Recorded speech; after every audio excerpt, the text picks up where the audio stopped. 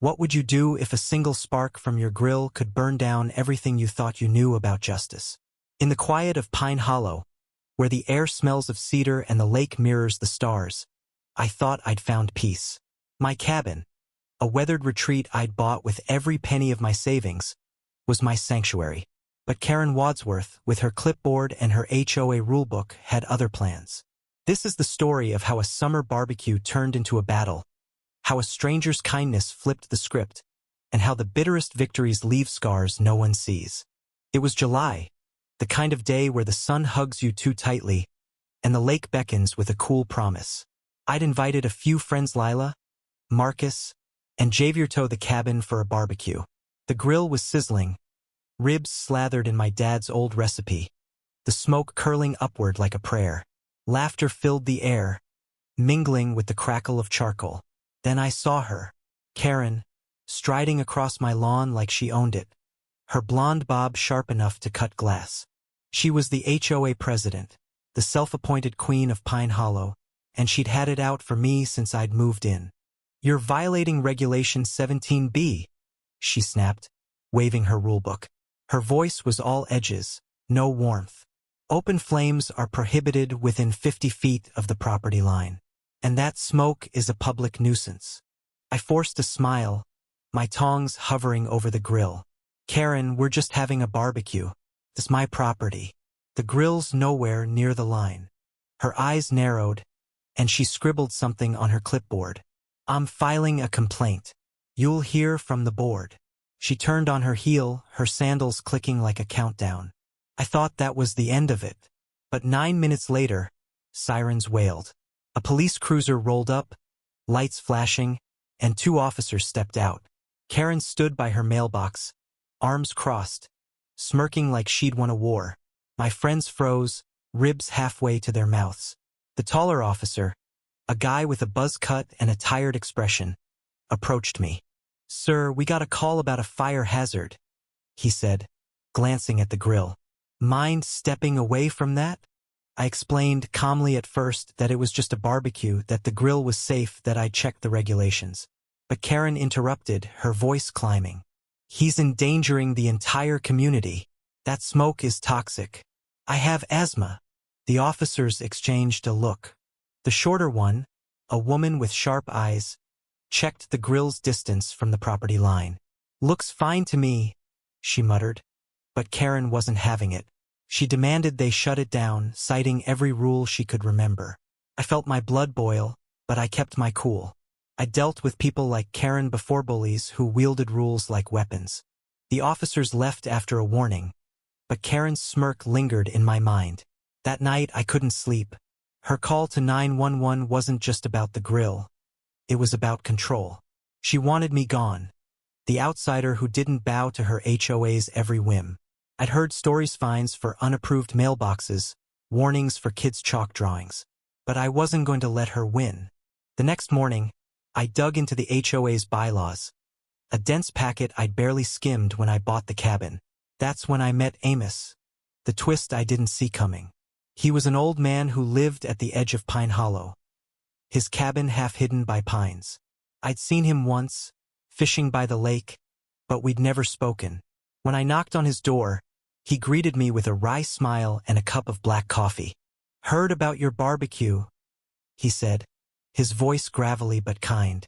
Karen's been pulling that stunt for years. You're not the first. Amos, it turned out, was the original owner of half the land in Pine Hollow, including my lot. Decades ago, he'd sold parcels to the developers who formed the HOA, but he'd kept a secret, a clause in the original deeds. It was a legal landmine, buried in fine print, that gave the first owner's heirs veto power over any HOA decision if it violated community spirit. Amos had never used it until now. She's gone too far, he said, his eyes glinting with something fierce. I'll help you, but you've got to fight dirty. That's the only language Karen understands. Together we hatched a plan. Amos dusted off his old deed, and I called an emergency HOA meeting, citing a grievance against leadership. Karen was furious, but the bylaws forced her to comply. The meeting was held at the community center, a stuffy room packed with homeowners. Karen stood at the front, flanked by her loyal board members, all nodding like puppets. I could feel their eyes on me, the outsider who dared to challenge their queen. I started calmly, presenting the facts. Karen's 911 call was frivolous, her enforcement selective. I showed photos of other grills in Pine Hollow, none of which had ever been reported. Then Amos stood up. The room went silent. He was a legend, the man who'd built this place, and his presence carried weight. He read the clause aloud, his voice steady, and declared Karen's actions a violation of community spirit. The twist landed like a thunderclap. Karen's face drained of color. The board tried to argue, but Amos produced the deed, notarized and ironclad. The clause gave Heimer me, as his proxy, the power to dissolve the HOA entirely if its leadership acted against the community's best interests. And Karen's petty tyranny? That was Exhibit A. The vote was swift. The homeowners, tired of Karen's rules and fines, sided with us. By the end of the night, the HOA was dissolved, its funds frozen, its power gone. Karen was livid, her voice shaking as she accused me of ruining everything. But the room was done with her.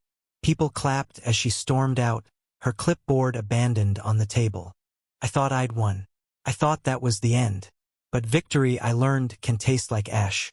A week later, I found a note on my porch. It was from Karen's daughter, Ellie, a quiet girl I'd seen around but never spoken to. The note was simple. Please don't hate her. She's not who you think. Curious, I tracked Ellie down at the lake, where she was skipping stones. She was 16, with her mother's sharp features but none of her venom. She's sick, Ellie said, her voice barely above a whisper. Not just asthma. She's got cancer. She's been fighting it for years, but it's getting worse. The HOA was her way of controlling something. Anything. My stomach twisted. Karen's obsession with rules, her need to dominate it wasn't just power. It was fear. Fear of losing grip on a life slipping away. Ellie told me how Karen hid her illness, how she'd pour her energy into the HOA to feel alive.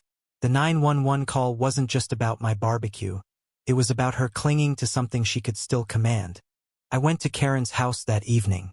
She answered the door, looking smaller than I remembered, her eyes tired. I didn't apologize, I couldn't, not after everything, but I offered to reinstate the HOA with new leadership. She shook her head. It's over, she said, her voice hollow. You won. I didn't feel like a winner. I'd burned down her world, not knowing it was already crumbling. Amos, when I told him, just nodded. Sometimes justice hurts more than it heals, he said. He died a month later, quietly, in his cabin by the pines. Ellie moved away to live with her dad. Karen stayed, a ghost in her own home, her rulebook gathering dust. The cabin is still mine, but the lake doesn't shimmer the same way anymore. I light the grill sometimes, but the smoke feels heavier now, carrying questions I can't answer. Did I do the right thing? Could I have stopped short of destroying her? The stars don't reply. They just watch, silent, as I wrestle with a truth too bitter to swallow. Sometimes, even when you're right, you lose something you didn't know you had. ND.